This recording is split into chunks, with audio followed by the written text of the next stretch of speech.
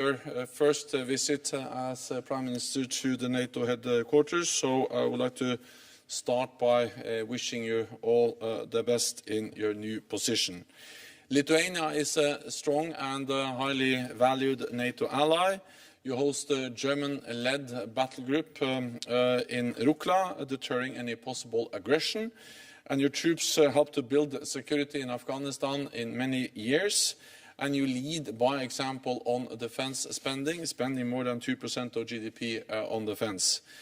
Lithuania also shares expertise on energy security through the NATO Center of Excellence in Vilnius. Today we discussed preparations for the NATO summit, which is now less than 2 weeks away. We are well prepared to take ambitious decisions modernizing our alliance under the NATO 2030 initiative. We will reinforce our unity, including with a strengthened commitment to collective defense. This means continued improvements to our readiness and our capabilities, and Lithuania has been a strong voice supporting this continued adaptation of our alliance.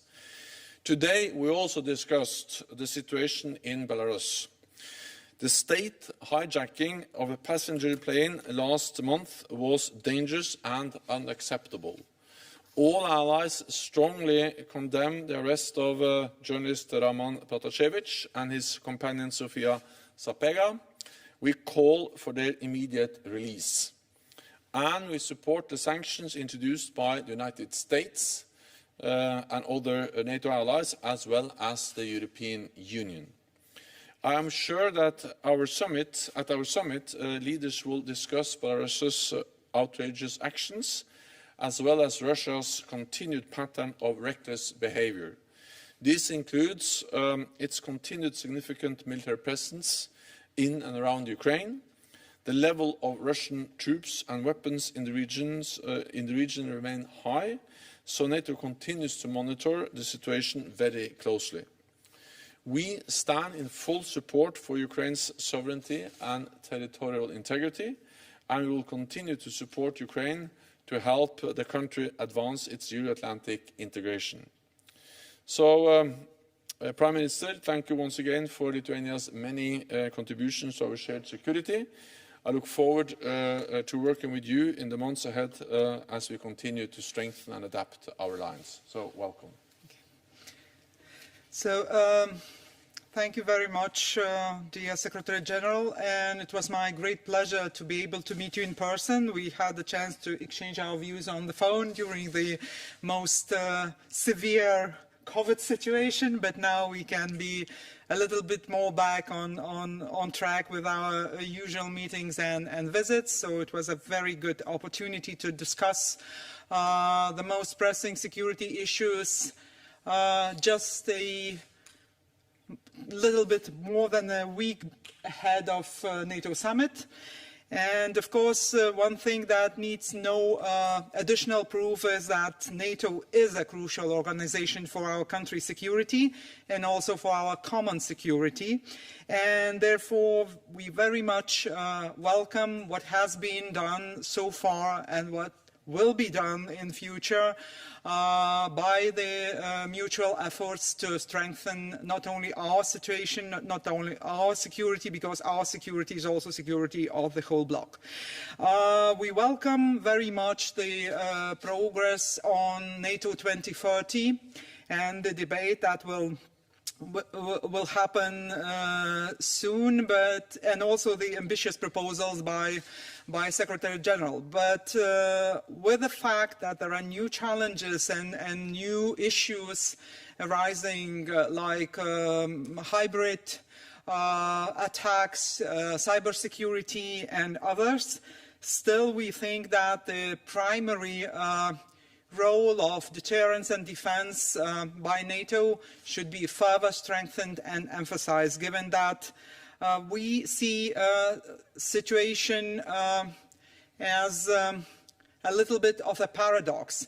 On one hand, Lithuania has never been safer than it is now, being member of so many strong international organization, NATO, European Union, Organization of Economic Cooperation and Development. But on the other hand, situation around us in the region is not only not stable, but it's deteriorating, and definitely we need to strengthen our emphasis on deterrence and defense as much as possible. Of course, Lithuania is not only having wishes for the bloc to participate in our defense, but we are also doing our part. We've increased the share of spending, and we are meeting the 2% criteria, but I would say that this is not the end of story, because the government has even more ambitious plan for the next 10 years period. But we understand that our security is also first and foremost our own responsibility. So we need to do as much as we can ourselves, and then do even more together with our partners. Of course, we also contribute to NATO's missions and operations that are ongoing globally, and we will continue to do so and use our expertise and our people who are well prepared, well respected in those international endeavors to participate further on. And of course, we will continue to invest into host country support for allied troops that are present in our country, and necessary military infrastructure. We were briefly discussing, and Secretary General mentioned the situation with Belarus. And we must all keep in mind that what happened a little bit less than 2 weeks ago was an unprecedented attack on civil aviation, citizens of European Union, people traveling from one EU country to another EU country, from one NATO capital to another NATO capital. And of course, we need to be mindful of what is happening, because it's happening just close to, behind NATO's borders, as our border is also the eastern border of European Union and NATO alliance. So we very much need to act together, and there the statement that was issued by NATO was very strong and on time. I guess most of international community reacted promptly and strongly, but this is not the end of story, and I think we should also maintain our pressure on Lukashenko regime, also on Kremlin, to first and foremost release all the political prisoners, definitely, and then give the people right to choose their fate. So thank you very much once again, and looking for further cooperation. We'll take a few questions. We'll start with Lithuanian National Radio and Television, Mindaugas Laukagalis. Yes, hello. I would like to ask about the unity of NATO position on Belarus, because the media reports show that there are some disagreements between some EU countries, for example, Turkey. So is the alliance really united? And having that in mind, what concrete decisions could be reached or are being proposed for the next NATO summit, which is like in a few weeks? Thank you. So NATO is united, and the NATO allies, all 30 NATO allies, agreed a very strong statement last week, where we strongly condemned the forced landing of a civilian aircraft on its way from one NATO capital, Athens, to another NATO capital, Vilnius. And this was a very clear and strong political message. We also, in that statement, called for an impartial international investigation into what happened, and we also, of course, condemned the fact that a journalist, Roman Protasevich, and his companion were arrested. And we called for the immediate release of both of them, and and I have also again and again on behalf of NATO called for the immediate release of all political prisoners in Belarus.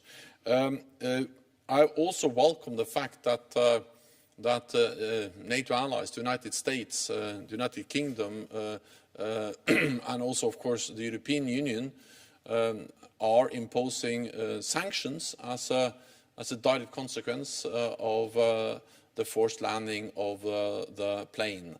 Let me add that these sanctions are important because we have to demonstrate that there are consequences when basic international norms and rules are violated in the way we saw also when the plane from Athens to Vilnius was forced to land. The next question goes to Rustavi 2, Tamara Nutsubidze. Thank you for this opportunity. Lithuania is a big supporter of Ukraine's and Georgia's Euro-Atlantic integration. So what do you think? Can Georgia and Ukraine expect some concrete positive signals from the upcoming NATO summit? And should or will NATO members discuss these issues on the meeting in Brussels? Thank you very much. And the same question to Secgen. Thank you. I start and then the Secretary General will definitely put more light to it. I just can assure once more that we think it was a very big achievement for a country like Lithuania, Baltic states, to be able to join the strongest alliances that are there around the globe. And this adds up to not only our security and safety, but also to security and safety in the region. So therefore, no surprise that Lithuania was, is, and will be an advocate of open door policy. And we see a need of developing closer cooperation and partnership with countries that do think like we do think in the bloc, and therefore no surprise that most probably on all the fora where there will be this debate, we will be strongly supporting Ukraine and Georgia in this respect.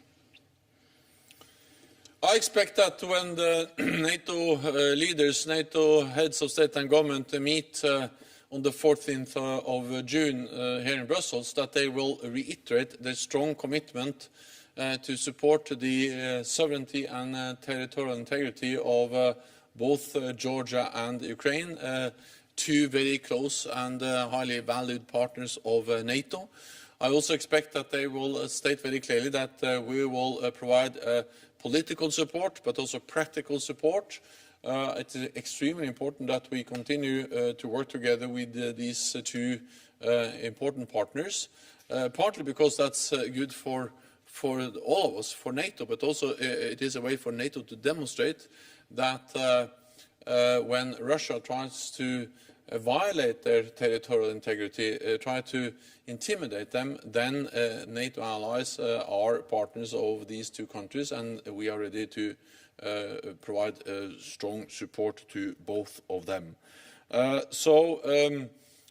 welcome the fact that over years we have been able to step by step step up and strengthen our partnership with Georgia and Ukraine, and I'm absolutely confident that that will also be the clear message from the summit in 2 weeks' time. Next question goes to UAB All Media Lithuania, Augustina Sulia.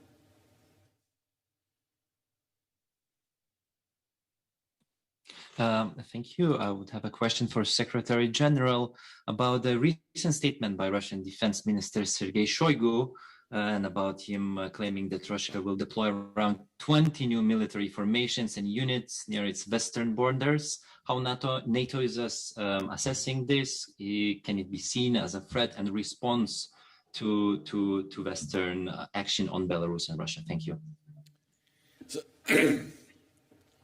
NATO is a defensive alliance, and what we do is in no way a threat to Russia. What we have seen is a significant military build-up by Russia over many years.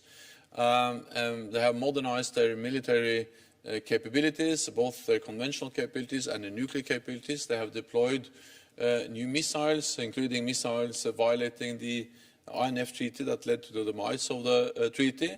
And more importantly, Russia has been willing to use military force against neighbors, as we have seen in Georgia, as we have seen in Ukraine, illegally annexing Crimea and continue to destabilize eastern Ukraine. So, of course, NATO has to make sure that we send a very clear and strong message of credible deterrence and defense.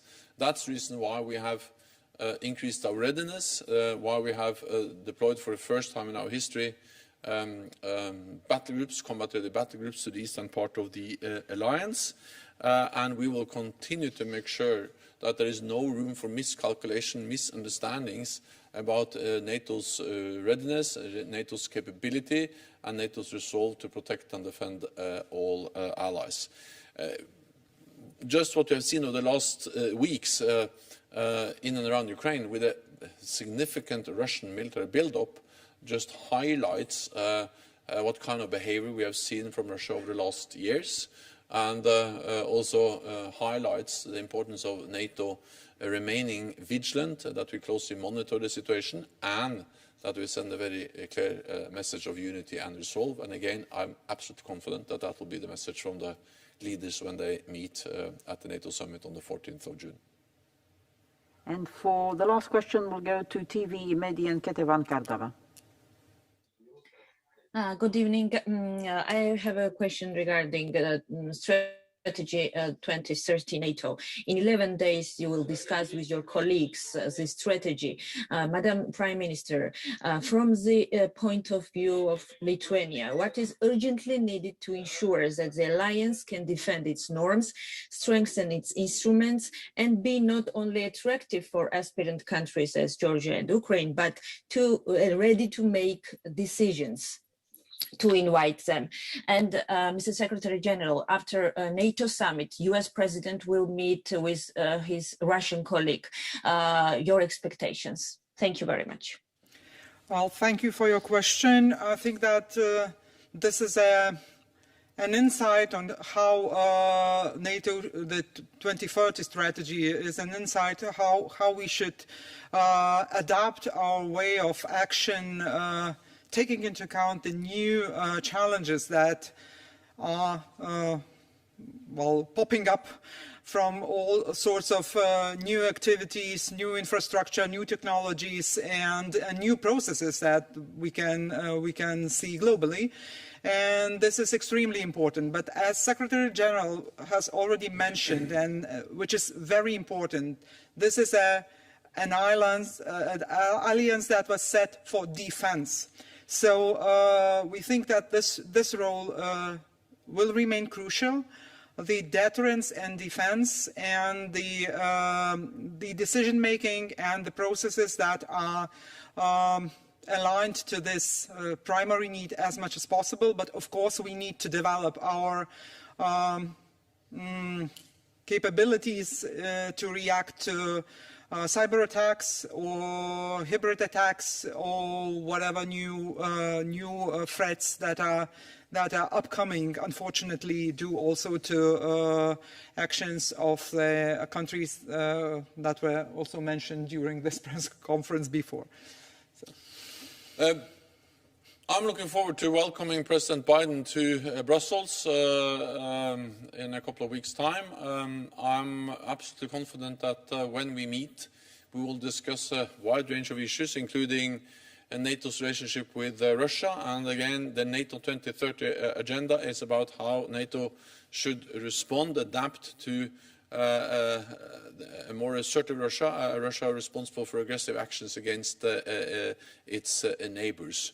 So I think we will have a good discussion on those issues when we meet with President Biden or when all NATO leaders meet here in Brussels. Then I welcome that Biden, after his meeting with NATO leaders, will travel on and meet with the President Putin. And the meeting between President Biden and President Putin, that is in line with NATO's dual-track approach to Russia. We need deterrence, defense, but also dialogue when it comes to Russia. Because we need to have a firm and predictable message to Russia, especially when you see the reckless behavior of Russia. At the same time, we need to have dialogue because we need to strive for a better relationship with Russia. Russia is our neighbor, and we need to strive for reducing tensions and improving the relationship. But even if we don't believe in a better relationship in the foreseeable future, we need to talk to Russia because we need to manage a difficult relationship, and we need to address issues like transparency, risk reduction, with more military presence, with more exercises, with higher tensions along our borders. Actually, we see now that the NATO-Russia relationship is at the lowest point since the end of the Cold War. We need to prevent incidents and accidents, miscalculations, misunderstandings, and therefore military lines of communications, transparency, predictability is important, especially when the relationship is difficult as it is now. And of course, the Biden meeting, the President Biden's meeting with President Putin is part of this dialogue with Russia. Another area where it is important to talk, and that is arms control. And I welcome that President Biden and President Putin, the United States and Russia, that they have agreed to extend the New START agreement, which is the only major arms control agreement that still exists.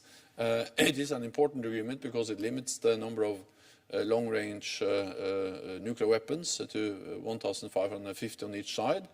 But we need to go further to include more weapon systems into arms control. I'm confident that the two presidents will also discuss and address arms control when they meet. So all in all, I welcome the fact that NATO allies will sit together and then that the President of the United States would meet President Putin, and I'm absolutely certain that the issues, for instance, arms control, will be addressed by NATO leaders before President Biden meets President Putin.